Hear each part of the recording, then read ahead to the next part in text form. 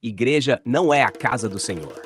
O sistema religioso é uma organização milenar que visa manipular e controlar as massas.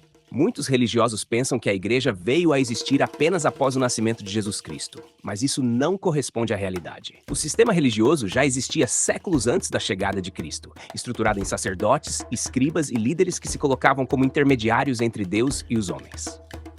O poder religioso antes e depois de Cristo. Na Antiguidade e na Idade Média, a sociedade era dominada por duas grandes potências, a política e a religiosa.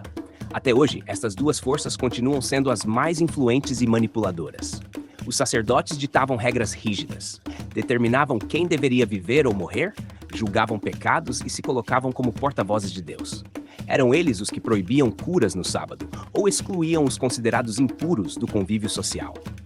Tais práticas não refletiam o Deus amoroso, mas sim um sistema de controle. Jesus contra o sistema religioso. Com a chegada de Jesus, a verdade ficou mais clara. Ele anulou regras impostas pelo sistema religioso, o que gerou forte perseguição contra ele. Jesus não compactuou com escribas e sacerdotes. Pelo contrário, aproximou-se dos marginalizados, abraçou os rejeitados e mostrou que a verdadeira relação com Deus não estava em templos, mas na vida e no coração.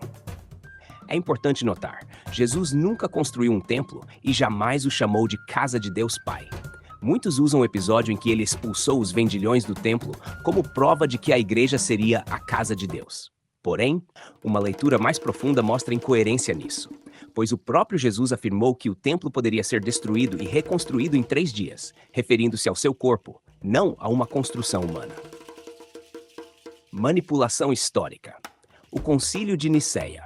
É necessário lembrar que a Bíblia, como a conhecemos hoje, passou por compilações e decisões políticas e religiosas. Um marco histórico foi o Concílio de 325 do Uncira, convocado pelo imperador romano Constantino. Ali, bispos e líderes religiosos decidiram quais livros fariam parte do cânone bíblico e quais seriam excluídos.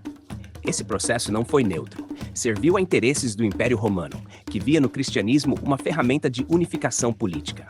Portanto, grande parte da estrutura religiosa atual foi moldada pelo mesmo sistema de poder que continua a dominar o mundo até hoje. Deus não habita em templos. Mesmo assim, o próprio Novo Testamento nos lembra, open quote, Deus não habita em templos feitos por mãos de homens. Atos 7, close quote. E em outra passagem, Jesus orienta, open quote, quando orares, entra no teu quarto, fecha a porta e ora ao teu pai que está em secreto. Mateus 6, close quote.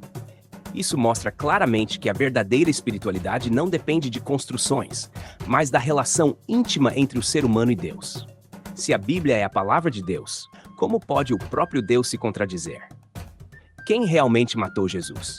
Quem perseguiu Jesus foram os líderes religiosos, escribas e sacerdotes. Foram eles que pagaram 30 moedas de prata a Judas para identificar o mestre.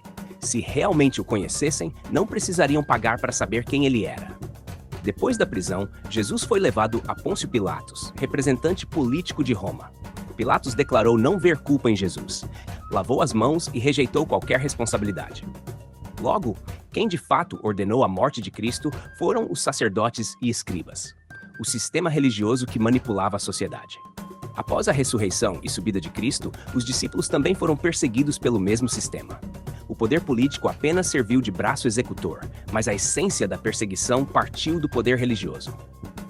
A África e a manipulação da fé.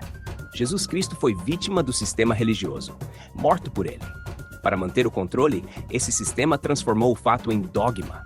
Ele morreu pelos nossos pecados. Assim, transferiram a culpa e maquilharam a verdade. Africanos, precisamos abrir a mente. Quanto mais religiosos nos tornamos, mais pobres a África se torna. Enquanto isso, líderes religiosos enriquecem diariamente. Hoje vemos crentes venderem casas e bens para doar às igrejas, acreditando que estão pagando a Deus para comprar um lugar no paraíso. No entanto, a própria Escritura adverte, open quote, ninguém subiu ao céu, a não ser aquele que de lá desceu, o Filho do Homem, close quote. Portanto, precisamos voltar às nossas raízes, resgatar a nossa espiritualidade africana, ser verdadeiramente africanos de corpo e alma. Deus não está em templos de pedra, mas em cada ser humano.